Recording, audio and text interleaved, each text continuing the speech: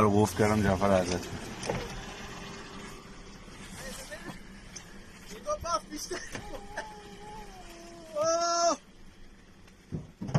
نرسم قفونی به جان مادرم نرسم قفونی بادن اسم 4 تا پفک رو بگو چیتوس